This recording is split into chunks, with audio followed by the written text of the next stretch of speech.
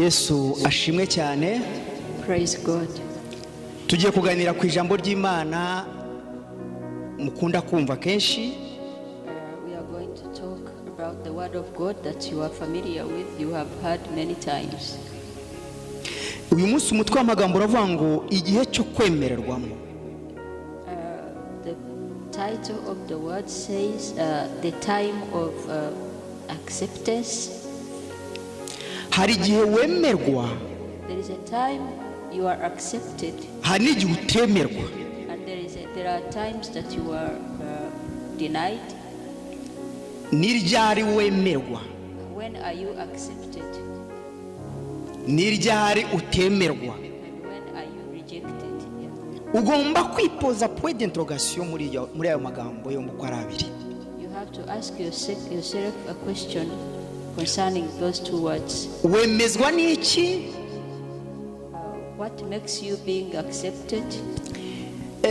Iyo tugiye mu ijambo ry'Imana, When we read the word of God, ukareba urukundo rw'Imana, and then you observe the love of God, ukareba n'umuntu urukundo agira, and then you see a human being, the kind of love they have, ukareba n'ijambo icyo ritubwira.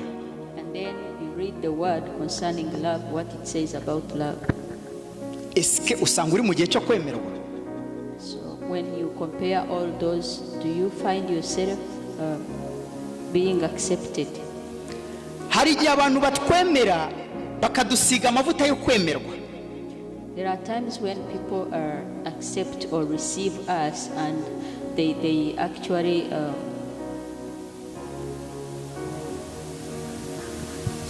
Bakadusiga amavuta yo gukundwa. and then sometimes people accept us and they anoint us with the oil of favor, being favored. Umuntu ashobora kugukunda, Someone can favor you or love you, ibyo ni normal. that is normal. Umuntu ashobora no kukwanga, nabyo ni normal. And someone can reject you, that is also normal. Ariko But iyo wemewe ku Mana, if you are favored by God, icyo kirahagije. that is enough. Abantu bagukunda, abantu batagukunda, Imana ikwemera, ibyo birahagije. Whether people favor you or not, if God favors you, that is enough. Abantu dukeneye favere y'Imana, ntidukeneye favere y'abantu. We need the favor of God and not the favor of men. Dukeneye amavuta y'Imana, ntidukeneye amavuta y'abantu. We need the anointing of God, not the anointing of people. Iyo ufite amavuta y'Imana, ubasha kuyasiga n'abantu. When you have the anointing of God upon you, that anointing flows also to the people around you. Ariko amavuta y'abantu bagusize ntabwo yasiga abantu. But the anointing from other people cannot flow to others, Kuko abakubereye wenyine. because that anointing from other people is only enough for you. Ariko amavuta y'Imana, But the anointing of God, abari furuwi abantu bashobora gusoromaho bakaryaho. the anointing of God is sufficient enough for other people also to benefit it. Niyo mpamvu kwemerwa ni ijambo rikomeye cyane. Favor is a very important word. Ninde ukwemera? Ninde ukwemera? Who favors you? Ninde ugukunda? Who loves you? Ninde ukwangase? Who hates you? Iryo ni hitamo ryo gutekereza kwawe. That is a question mark you need to ask yourself. Tugiye kujya mu ijambo ry'Imana turebe. We are going to read the word of God. Turasoma mu gitabo cy'Abakorinto ba kabiri. We read the book of 2 Corinthians. Impamvu nshaka ko twiga tureba kuri aya magambo, The reason why I want us to read these words, ni uburyo bwo kubona kwemerwa kuva ku Mana. it is a manner of examining the favor of God upon us. Turasoma imirongo myinshi cyane uyu munsi, mwihangane. We are going to read some more verses. I ask you to be patient. Turi mu gihe cyo kwemererwamo. We are in a time of favor. Igihe cyawe ni iki ngiki, nukirata ushaka kutazabona ikindi. This is your time, and you must be careful not to lose track, otherwise you may not get the same opportunity. wowe udukurikiye igihe cyawe ni iki ngiki? Someone following us, this is their time, this is your time. wowe turi kumwe igihe cyawe ni iki ngiki? You who are here present, this is your time. ntabwo ari ibyo abantu bakubwiye, nibyo wowe wiyiziho.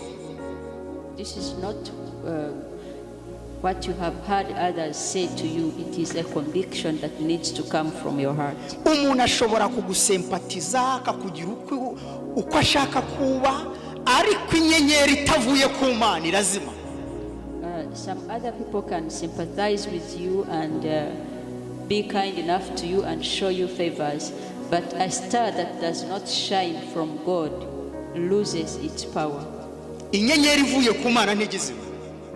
The star that shines from God can never lose its power. urumuri Imana yakohereje ntabwo ruzima. The kind of light that God sends upon you cannot be quenched. ibyo uzacamo byose, Whatever you go through, intambara uzahura nazo zose, whatever battles you fight, urumuri Imana yagucaniye ntawe uzaruzima. the kind of light that God has lit for you, no one can put it. nashaka azasenge mu gitondo asenge nimugoroba, ariko icyo Imana yakuvuzeho ntikizahinduka. Whether they pray in the morning and afternoon and evening, they can never take away from you what God has designed for you. reka tujye mu gice cya gatandatu, Chapter 6. turahasoma turasoma umurongo wa 2 gusa. We read chapter 6, only verse 2. dusomere mu gifaransa s'il vous plaît. 2 Corinthiens chapitre 6 verset 2. Chapitre 6 verset 2. Merci. Car il lui dit, au temps favorable je t'ai exaucé, au jour du salut je t'ai secouru. Voici maintenant le temps vraiment favorable, voici maintenant le jour du salut. Amen. Amen. iki ni igihe Imana ishaka kukwemereramo. This is the time that God wants to accept you or to favor you. ntabwo ari igihe abantu bakwemereramo, It is not a time of people accepting you. ni igihe Imana ishaka kukuboneramo. It is the time that God wants to see you. Amen. nkunda ijambo ry'Imana, nkunda ijambo ry'Imana. I love the word of God. iyo somye, When I read, ariko Mana ushimwe kwanyigisha no gusoma. God, I thank you for teaching me to read. reka nkubwire, Let me tell you, ntabwo nirase kuba utazi gusoma, mu mbabarire. I am not being boastful over those who cannot read. iyo usenga ukanasoma, When you pray and read ukinjira mu ijambo, and you enter into the word, gusenga kwawe bikwinjiramo kuruta ukundi kuntu ushobora kubitekereza kose. your prayers mean a lot to you when you combine it with reading the word, more than you can ever think. iyo umaze kwemerwa, nta gisitaza washyira imbere ya mugenzi wawe. After you have been accepted by God, you cannot set hindrances before other people. nta kigoye washyira imbere ya mugenzi wawe. You cannot put hardships for other people before. ariko iyo ushaka kwemeza bagenzi bawe urabasitaza. But when you want to convince other people, you hurt them in the process. iki nicyo kibazo tufite. That is the problem you have. ndashaka kukwemeza uwo ndi we. I want to show you who I am. ariko ijambo ryanyu ryatubwiye ngo igihe cyo kwemererwamo. But the word has told us the time of acceptance. nsomera ku murongo wa 3 s'il vous plaît. Verse 3. Verset 3. Nous ne donnons aucun sujet de scandale en quoi que ce soit, afin que notre service ne soit pas un objet de blague. Amen. Amen. ntitugire igisitaza dushyira mu nzira ya bagenzi bacu. Let us not put hindrances in the ways of our brothers. Amen. ni ryari ushobora gukora ikintu kitagusitaza?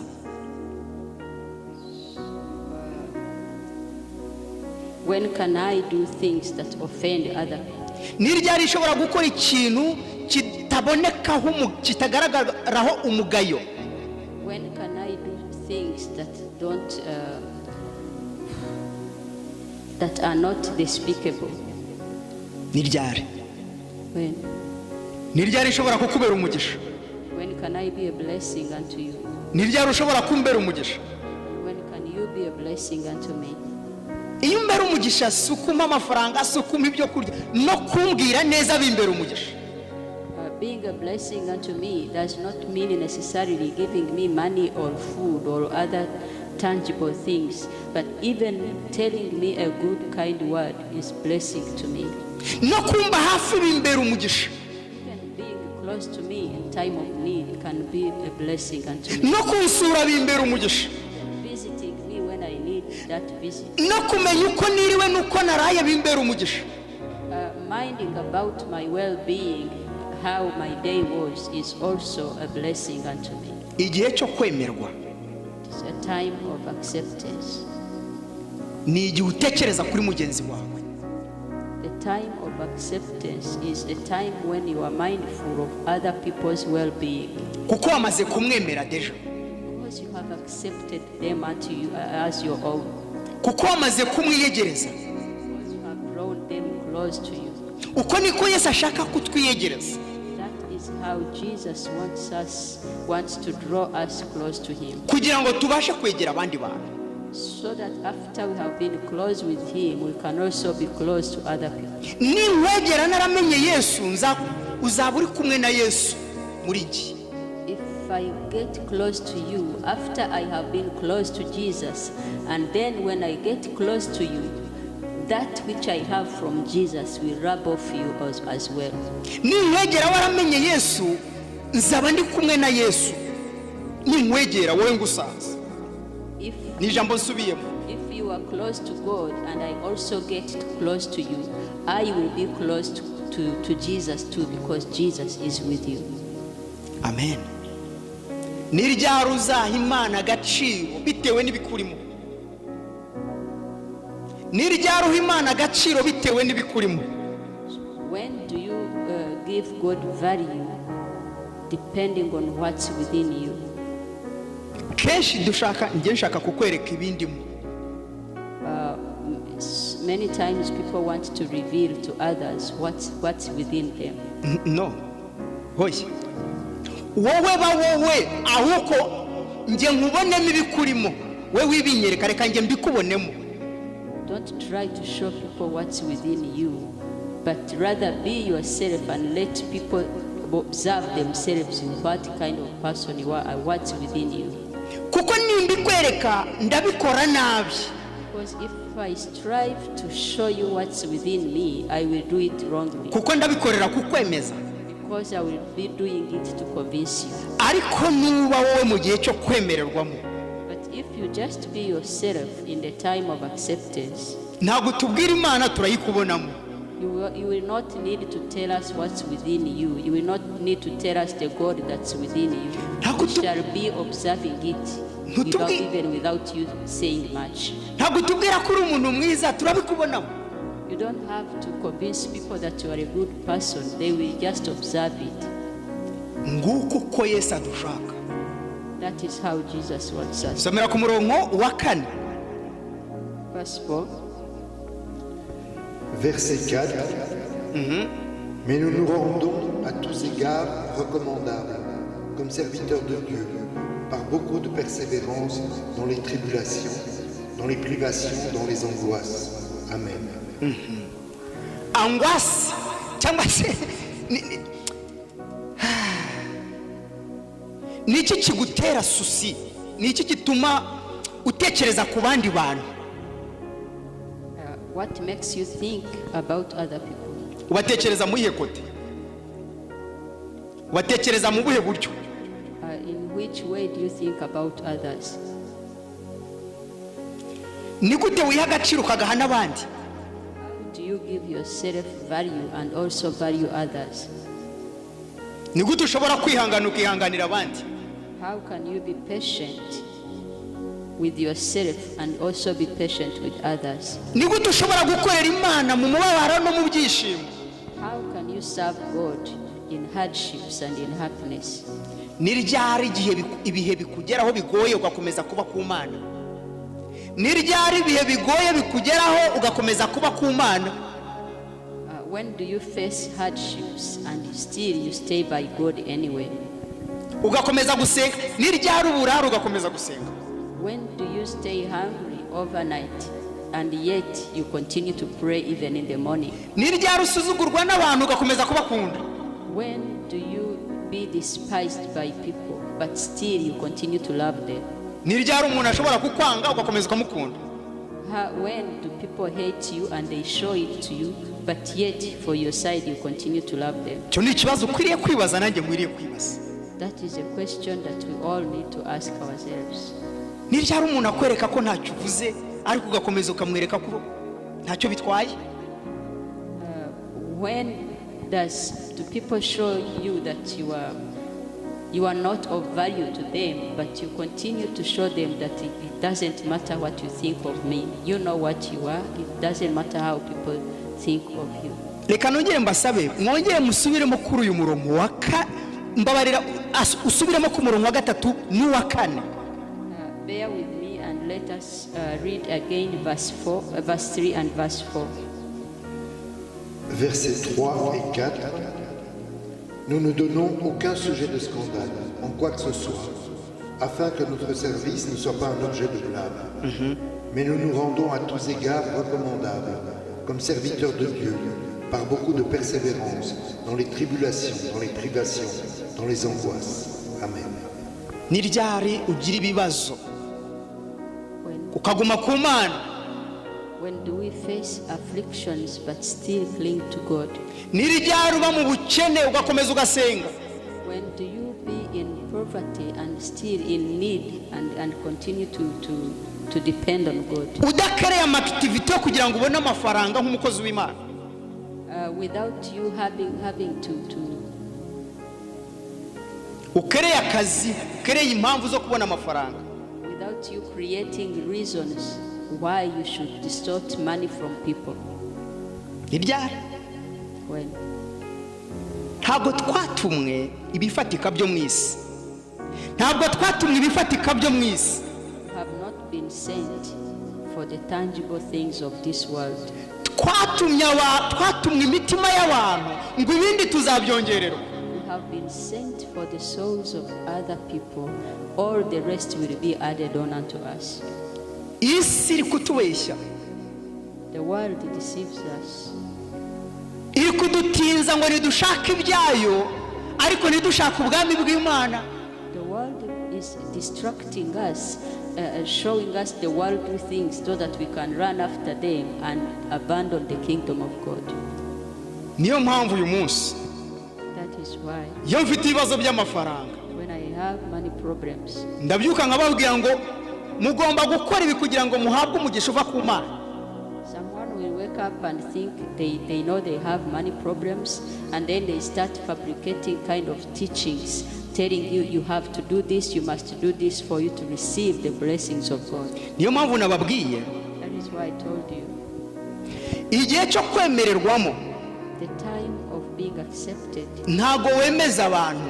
you don't convince people. Imana iri muri wowe yemeza abantu. The God that is within you will make other people to accept you, will convince them. dufite ikibazo dushaka gukonveka abantu. We have a problem of trying hard to convince other people. tubwire iby'Imana wigendere. tubwire iby'Imana yakubwiye wigendere. You only need to tell people what God has told you to tell them and then go your way.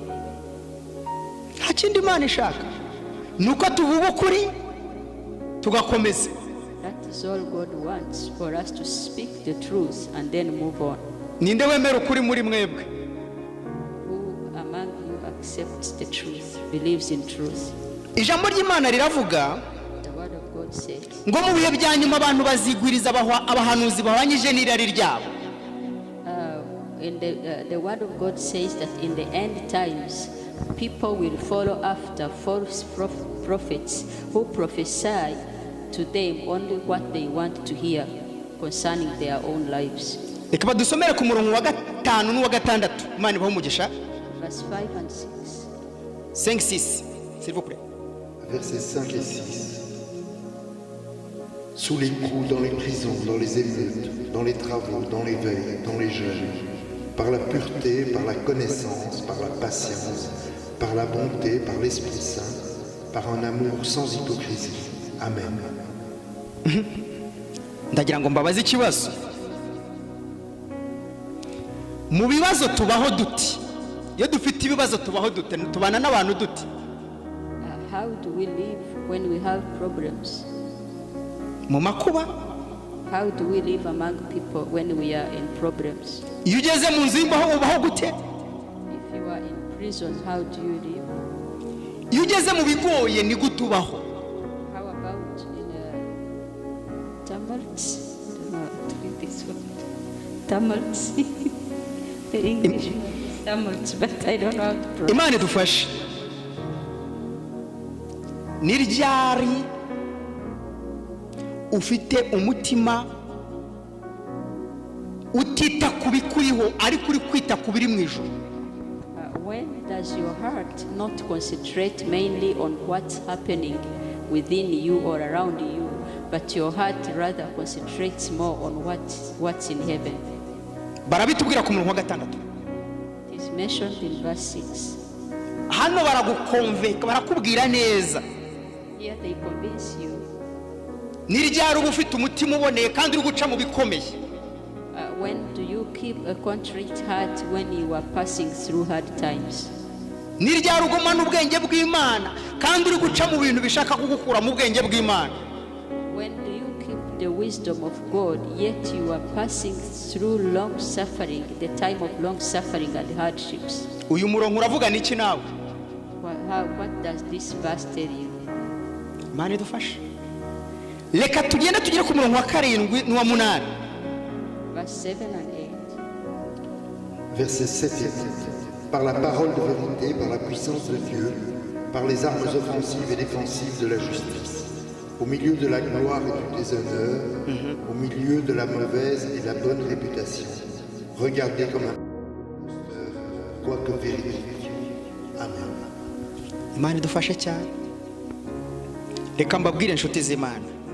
Let me tell you, friends of God, Nimba hariho ikintu nabonye Satani akoresha, there is something I have observed that the devil uses. ni icyubahiro.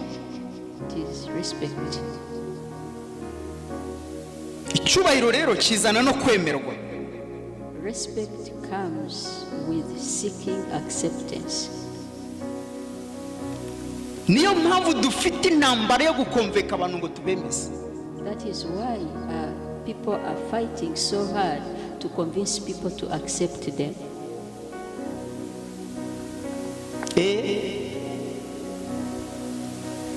Dutekereza kenshi ko twemeza abantu kubera abo turibo. Dutekereza ko twemeza abantu kubera ibyo twabakoreye. Meno twemeza abantu bitewe n'imbaraga z'Imana zituriho.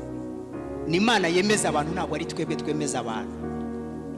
We think so often mistakenly that it is within our own efforts to convince people by what we are, what we can do, who we are. We think that it comes from within us to convince people, but no, it is the power of God working in us that will convince people and convict them of what they need to hear within their hearts.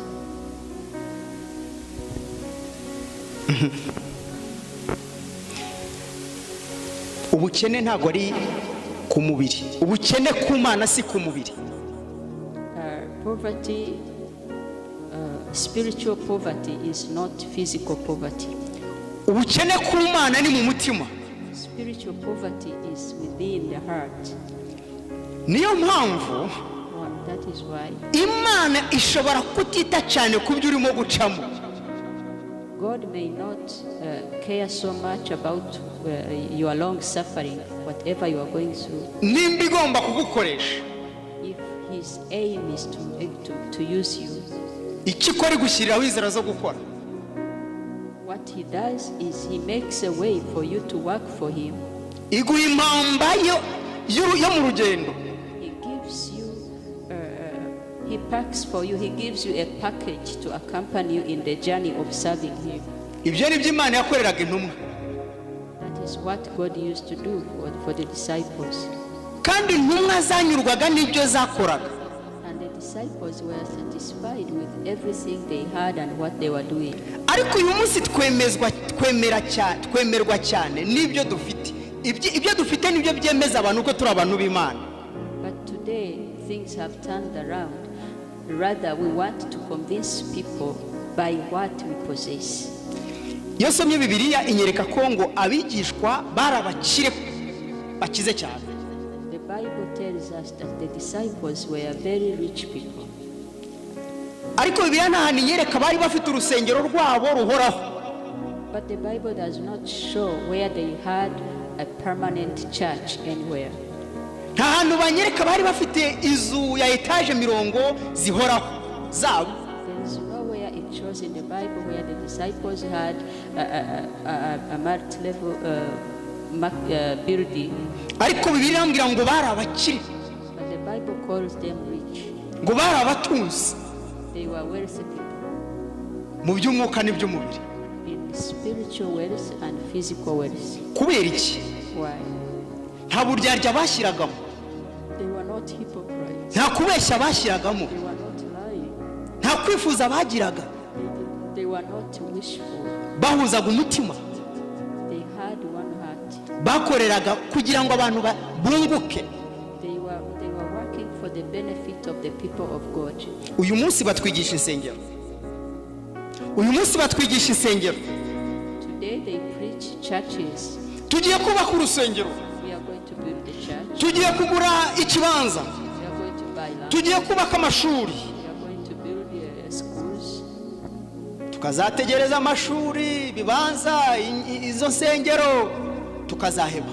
And then you keep waiting. They keep singing churches, schools, and lands. You keep waiting for those things and you don't see them.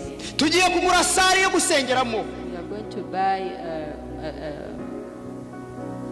a hall. Tukazategereza tugaheba.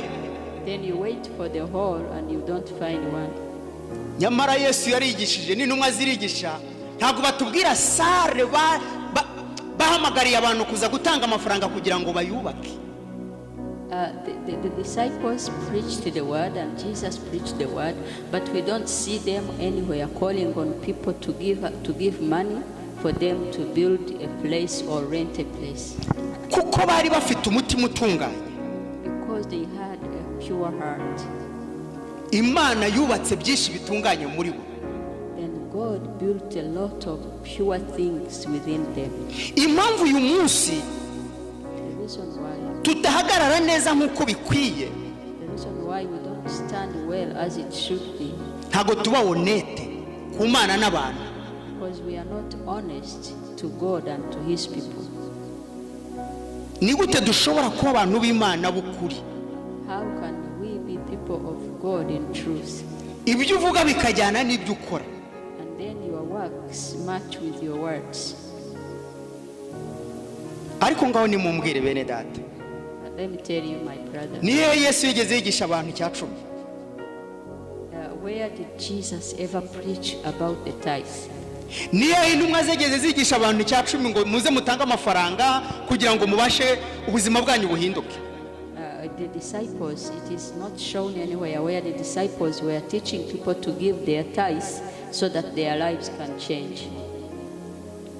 Icyacumi ni itegeko ry'Imana. Tithing is a commandment of God. Ariko intumwa ntago zatindaga kuri iryo jambo cyane. But the disciples did not dwell so much on the tithing. Kuko bari bazi icyo rivuze. Because they knew what it means. Umuntu wakijijwe ntiyigishwa gukorera Imana. A person who is truly saved cannot be taught to serve God.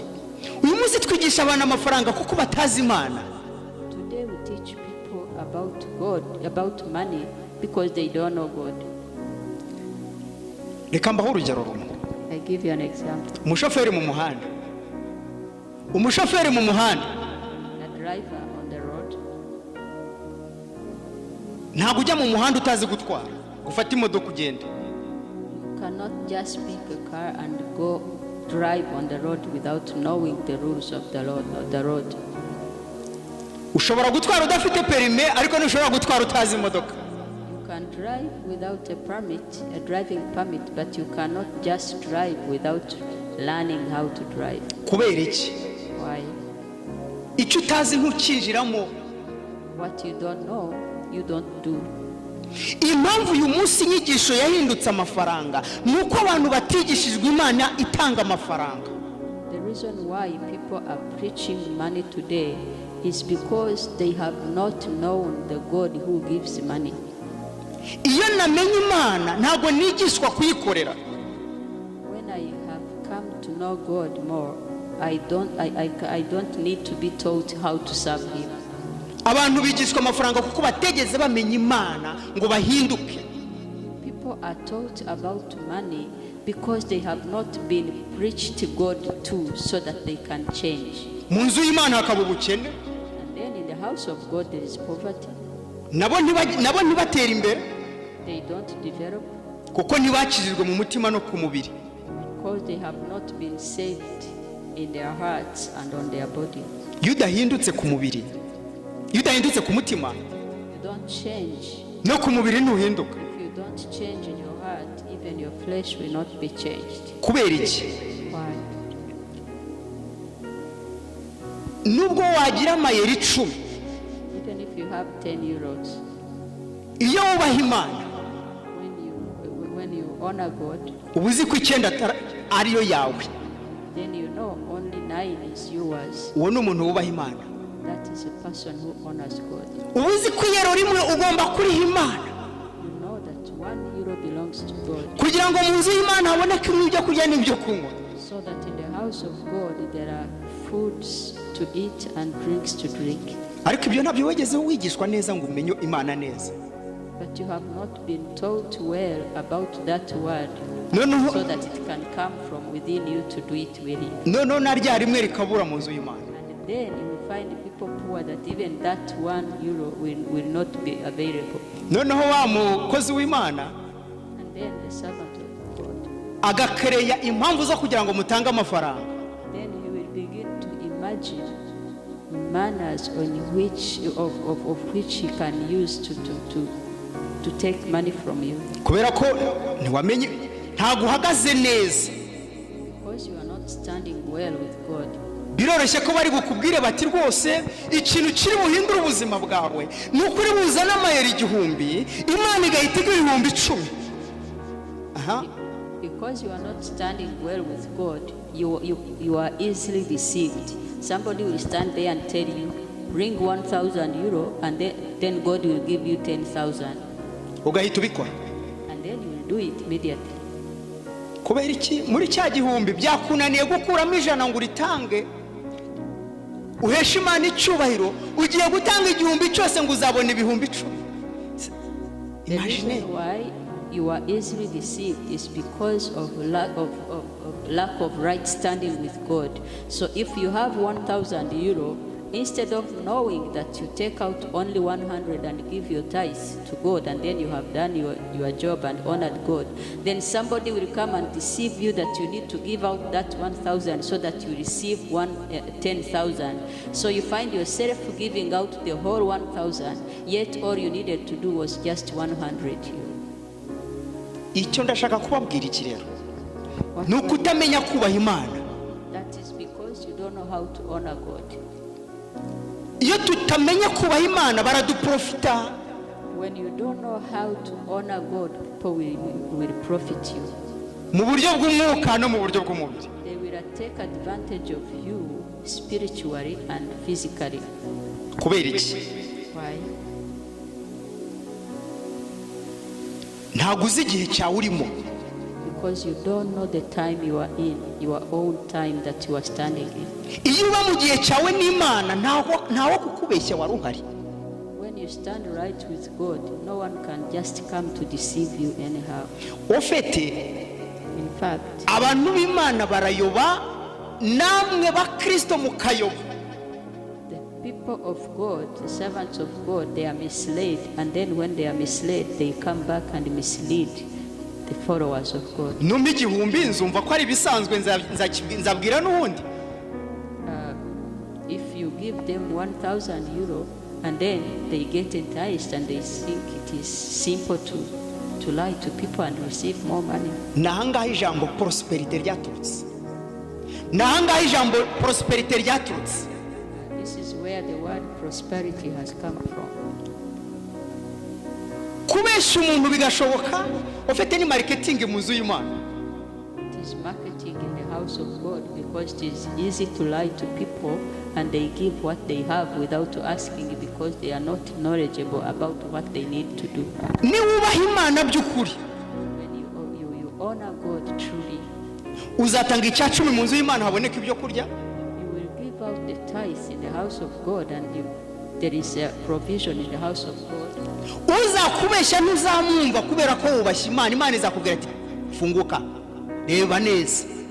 If someone comes to deceive you concerning money, when after you have stood right with God and given your tithe, God will visit you and reveal to you the lies of the person who is trying to deceive you so that they can take your money. Mugomba kumenya igihe murimo. Mugomba kumenya igihe murimo. You need to know the times you are in. Reka twongere dusome ku murongo wa 8 dusome umurongo wa 8 n'uwa 9. Let's read verse 8 and verse 9. Versets 8 et 9.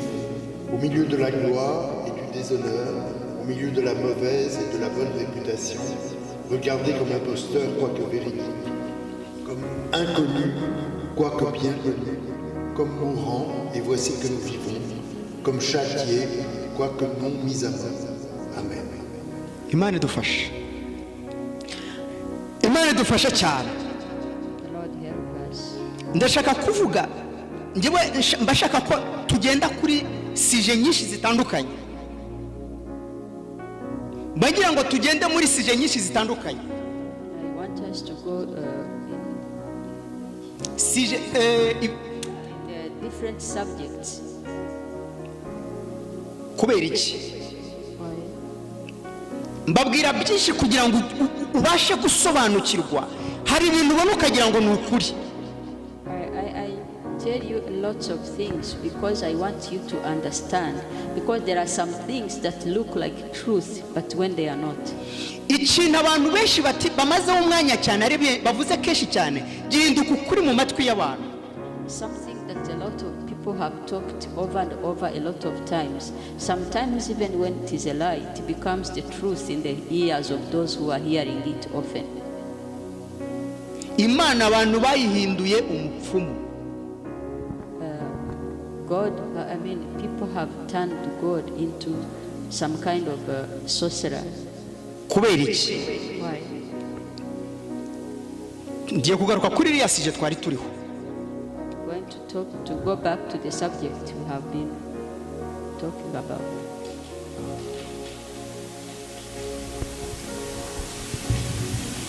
Iyo uri umupfumu mu mutwe wawe, iyo uri umupfumu mu mutwe wawe, when you are a sorcerer in your mind, utangira kubishyiramo abantu. you begin to teach people about sorcery. Pourquoi? Why? Kubera kubibonamo inyungu. Because you get profit from that kind of lifestyle. Umutima w'urukundo The heart of love ntabwo ari uwo kunyaga. it's not a heart of taking, deceiving people to get their things. Ahubwo ni uwo gutanga. It is a heart of giving, not just of taking. Iyo utanga When you give, uba uri kuzuza isezerano ry'Imana. you are fulfilling the promise of God. Hari igihe dutanga ibitegetswe n'amategeko y'Imana. There are times when we give what is being commanded by the law of God. Hari n'igihe dutanga ibyo natwe ubwacu twumva tugomba gutanga. And there are times when we also give what our heart convinces us to give. twasomye ku murongo wa 8. We read verse 8. Verset 8. Au milieu de la gloire et du déshonneur, au milieu de la mauvaise et de la bonne réputation, regardez comme imposteur, quoique véridique. Amen. Uyu murongo uvuga amagambo akomeye. Uyu murongo uvuga amagambo akomeye cyane. This verse has very important words. Ni ryari ushobora gukorera Imana wahemukiwe? When can you serve God when you have been deceived? Ni ryari ushobora no gukorera Imana uri umuhemu? Ni gute ushobora gukorera Imana uri umuhemu?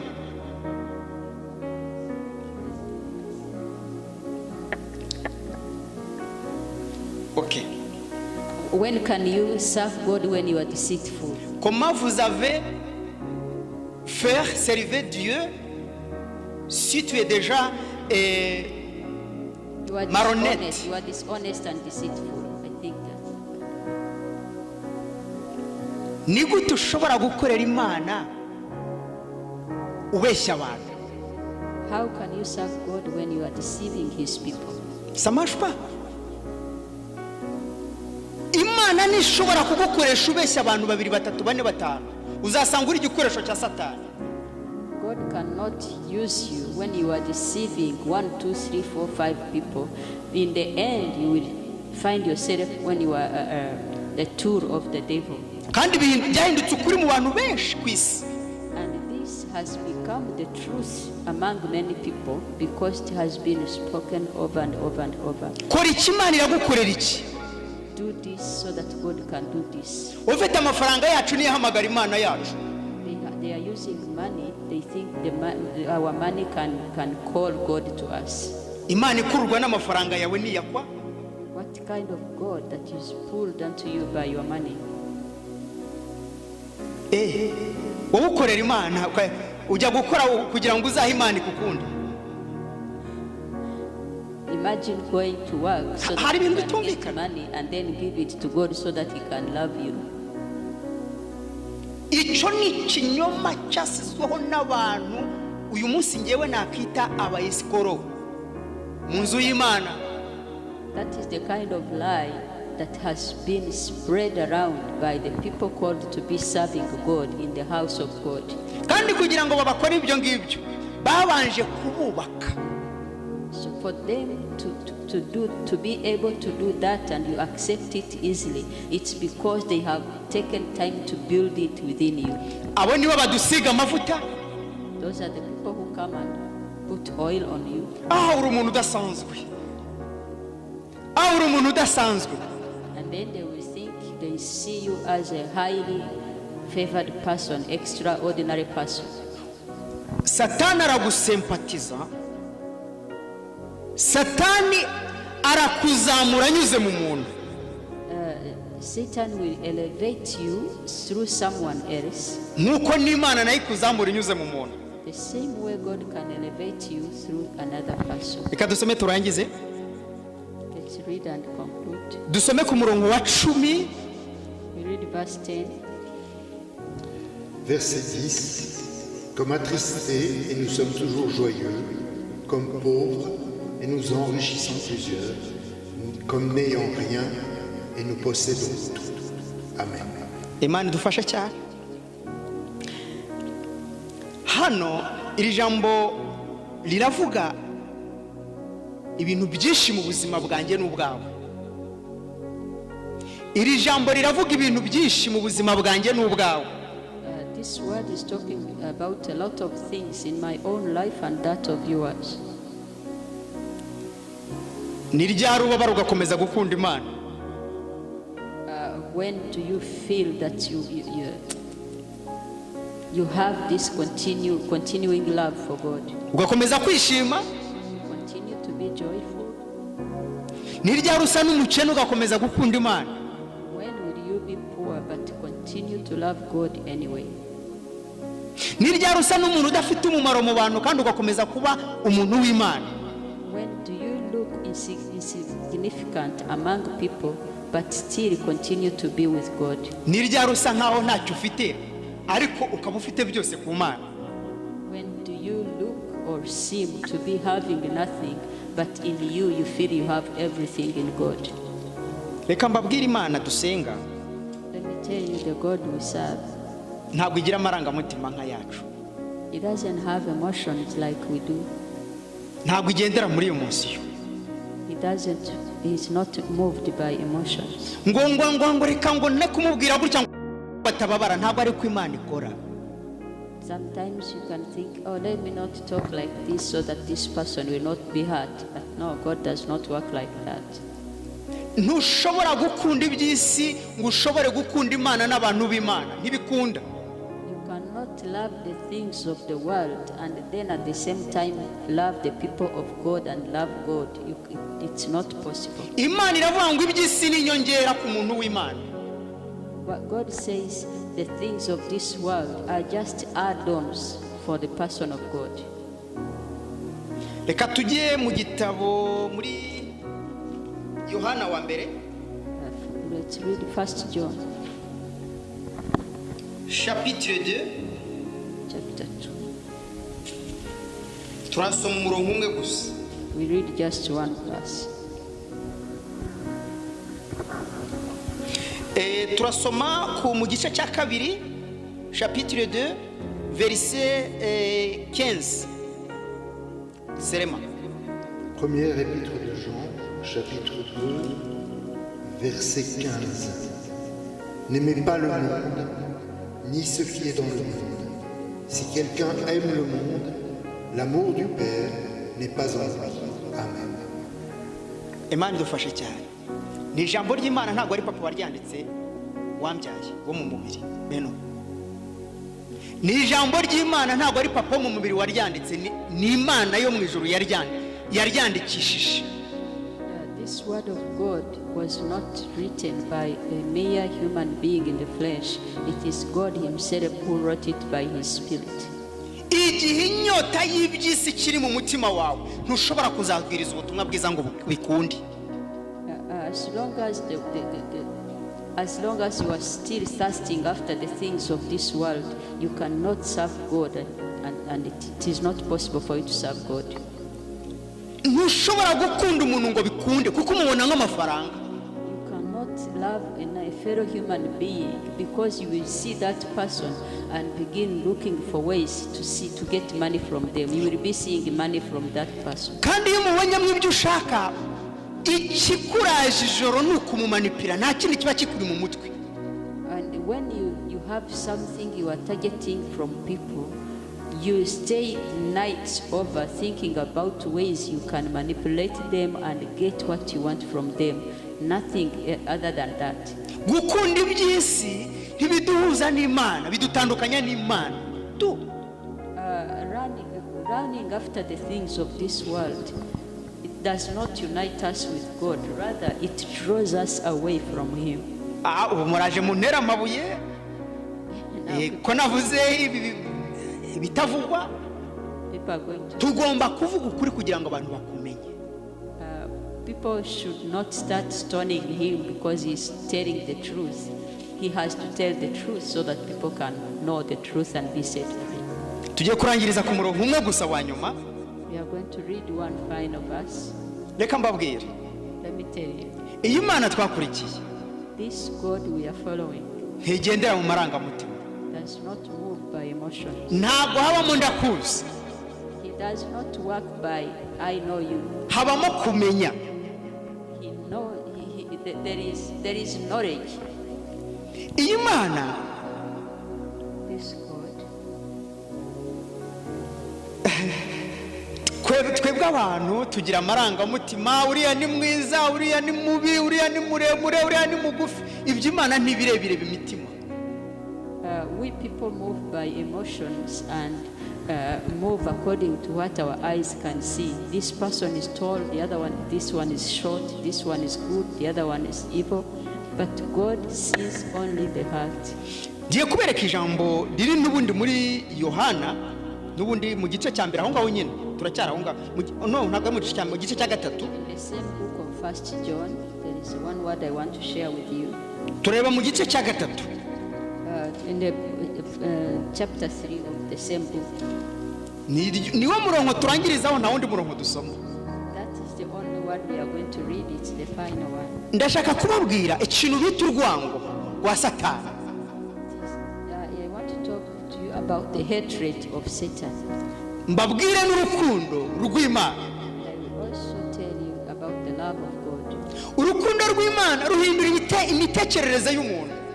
The love of God causes somebody to change their way of thinking. ariko urwango rwa satani The hatred of Satan, rutaransifoma ibitekerezo by'umuntu. it transforms the thoughts of a person. kandi urwango rwa satani ni ubwicanyi. And the hatred of Satan is a kind of killing hatred. kandi kwanga And hatred bihita byinjira mu ijambo guprofita. Hatred works with the word taking advantage. biragendana. It works together. Hating people and taking advantage of them works together. ushaka kumbona mbabaye, nshaka kukubona ubabaye. People want to see others hurting and in pain. nshaka kukubona uri mu bibazo. They want to see others in hardships. warangiza ukaba umuntu w'Imana rwose. warangiza ukaba umuntu w'Imana rwose. And then you will pretend to those people to be a person of God. You want to show them that you are a person of God. ntabwo nkwiyumvamo ariko twahura mu nzira ni Yesu ashimwe. I really don't like you, but then I meet you on the way and begin to smile at you and greet you, laughing and hugging you.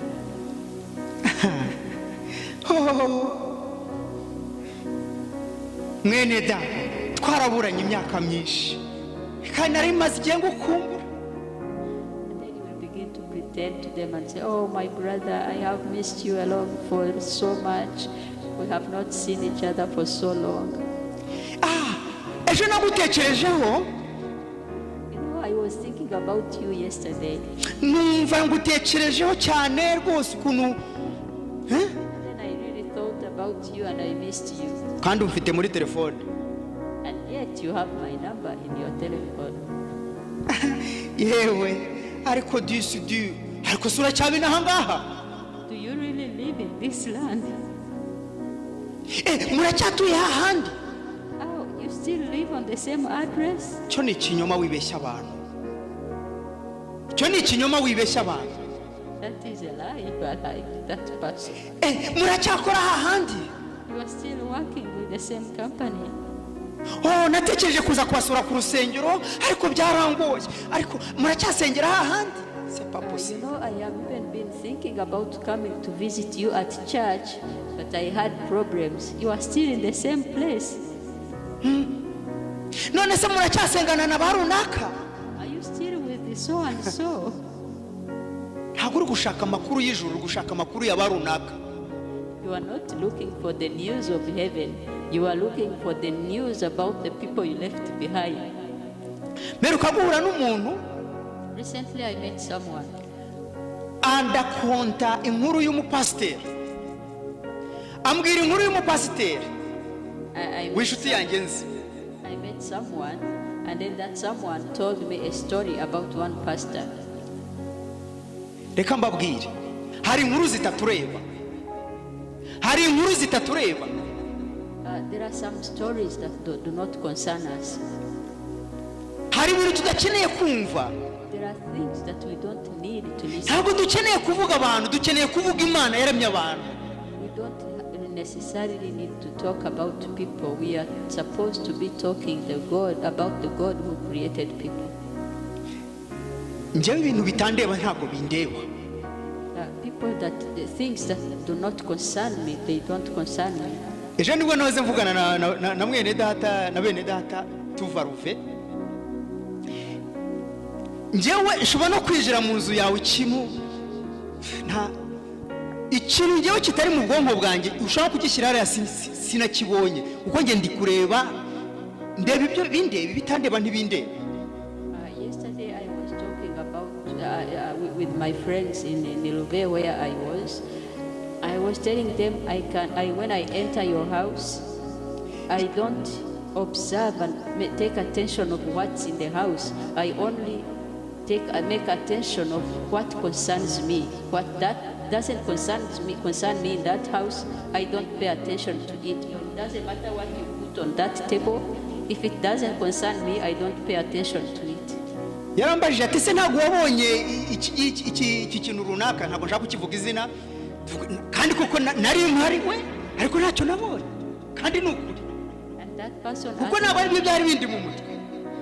The person we were talking with asked me, there was this and this in such and such a place, and he asked me, you didn't see it? And I said, no, I didn't see it because it was not on my mind to observe that thing and keep it in me. Sishinzwe kumenya uko wambaye, nimba wambaye neza nimba wambaye nabi, ni byawe sibindeba ibyo.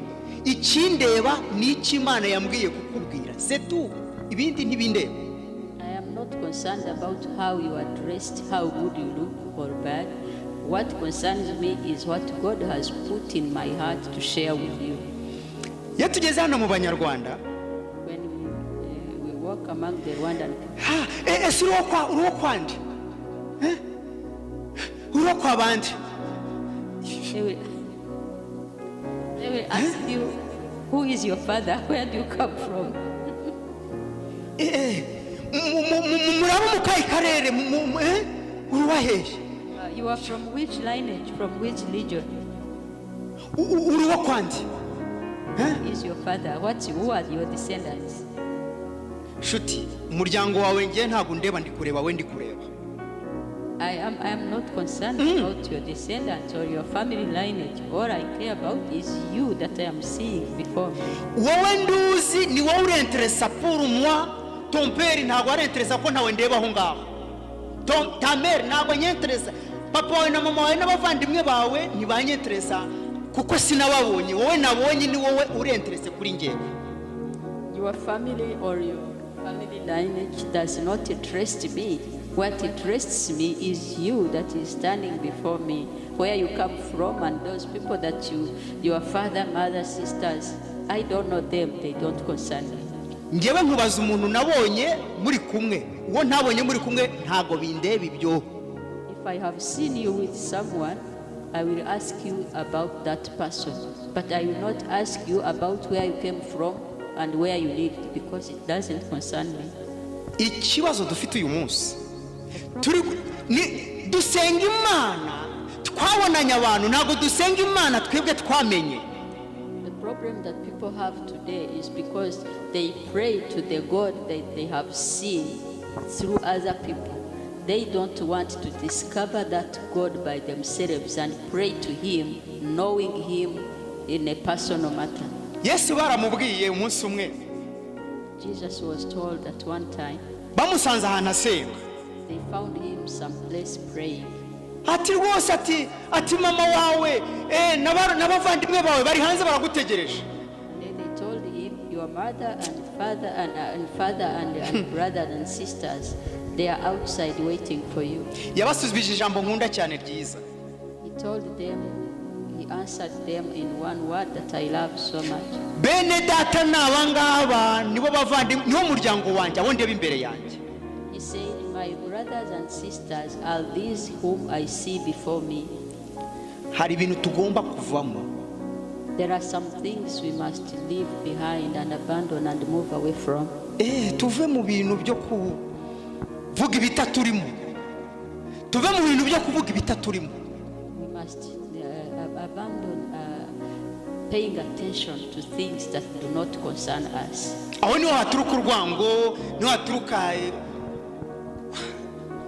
ibintu bidafite umumaro. That is where comes hatred and all other useless things. Umunsi umwe nagiye gukora muri njya gukora yikire. Nari ndi gukora yikire umunsi umwe. At one time I was working in Ukire. None umwanya umwe nari mpagaze ndimo nkoresha GPS kugira ngo ndebe ahantu address ngiyeho. So at one time I was standing to watch on my phone to see the address where I was going with GPS. haca umugabo w'umwana mwiza aramvugisha yabonaga ko nyine natakaye. And then one good person passed by and saw that I was lost, and he talked to me. noneho ndamubwira nyine ikibazo nagize kuri GPS, arangije arambwira kuri telefone, arangije aranyobora. And then I explained to him the problem I have with GPS on my phone, and then he showed me the way. none ahita ambaza ngo uruwa hehe.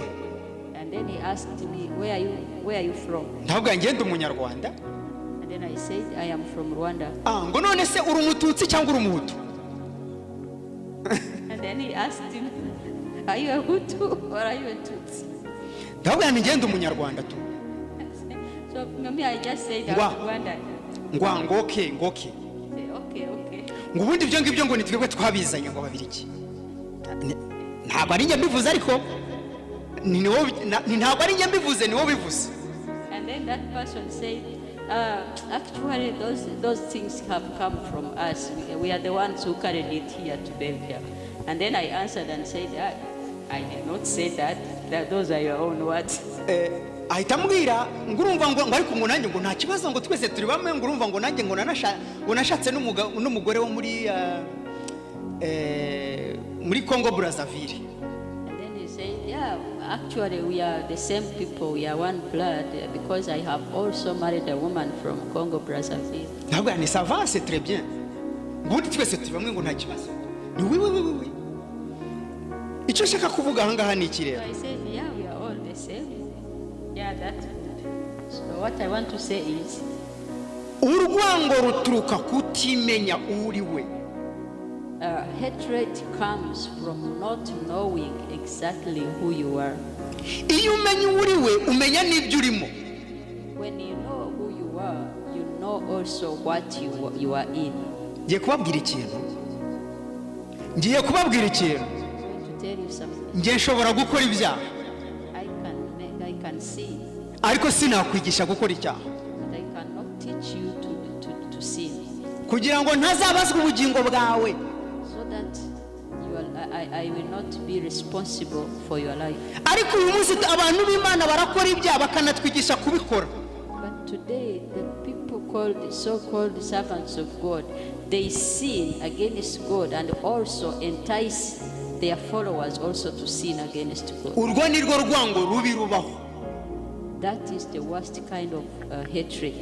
kuba ndi gukora ikintu kibi nkanakwigisha kugikora. When I am doing something, knowing well it is not good, and then I entice you to do the same thing. dusome mu gice cya 3 ku murongo wa 15 wonyine gusa kugira ngo musobanukirwe, kandi nusanga iki kintu kiri muri wowe, haba ku muntu cyangwa kuri wowe ku bandi bantu, wihane.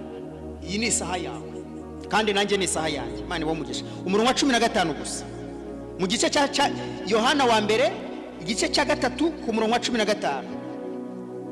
1 John chapter 3 verse 15. Verse 15. Amen. Je le cherche. 15 gusa. Ok. Première de Jean, chapitre 3, verset 15. Quiconque a de la haine pour son frère est un meurtrier, et vous savez qu'aucun meurtrier n'a la vie éternelle demeurant en lui. Amen. Amen. Imana idufasha. umuntu wese wanga mwene se Whosoever hates his brother ni umwicanyi. is a murderer. ni ijambo ry'Imana, ntabwo ari ngewe. ntimuntera amabuye. It is the word of God, it's not me. nimba unyanga uri umwicanyi imbere y'Imana, uri n'umwicanyi imbere yanjye. If you hate me, if you are a murderer before God, and you are a murderer also before me. nimba nkwanga nukomeze, If I hate you, the same thing applies to me. ndagira ngo twongere duhagarara aha ngaha, duhagararira aho ngaho. We can conclude here. tekereza muri wowe, You think about yourself. wanga abantu bangahe? How many people do you hate? umaze kwanga abantu bangaye mu buzima bwawe? And how many people have you hated in your life? Reba abantu umaze kwica ubwo ngubwo. So you can imagine how many people you have killed. Nanjye nindeba abantu umaze kwanga umubare wabo. And if I also look at the people I have hated, the number, Maze kwica abantu bangahe muri tunyuze muri iri jambo? how many people have I murdered actually? Hano haba ikintu cyitwa urwango, abafarama n'abawano barangana. Here there is something called hatred between the Flemish and the Wallonie. They really hate each other. Bivuga ngo baricana ubwabo. Meaning they murder each other every day. Ndagira ngo nongere mbereke hano turi.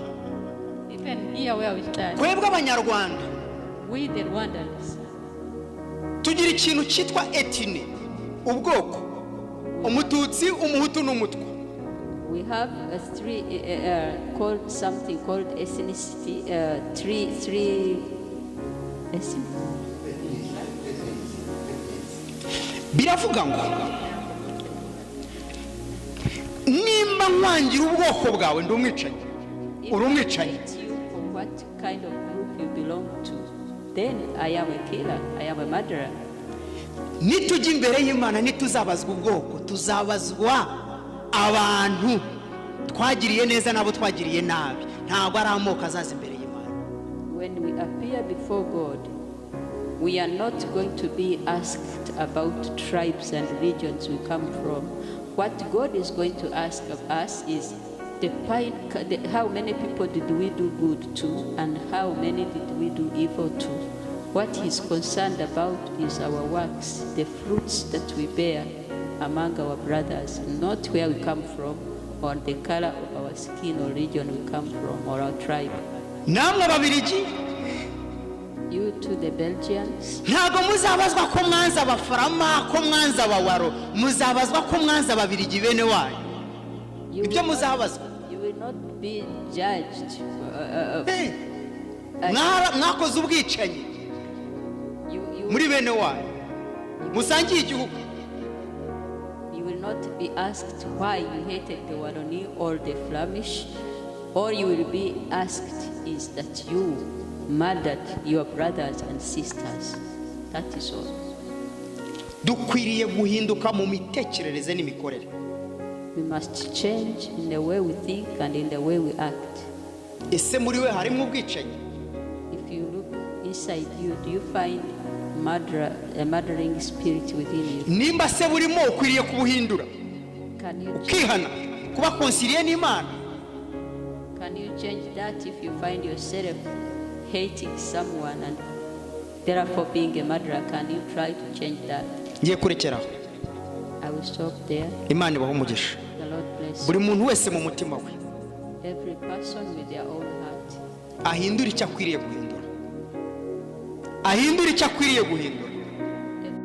Everybody with their own heart, let us change what we need to change. Murakoze. The Lord bless you. Amen.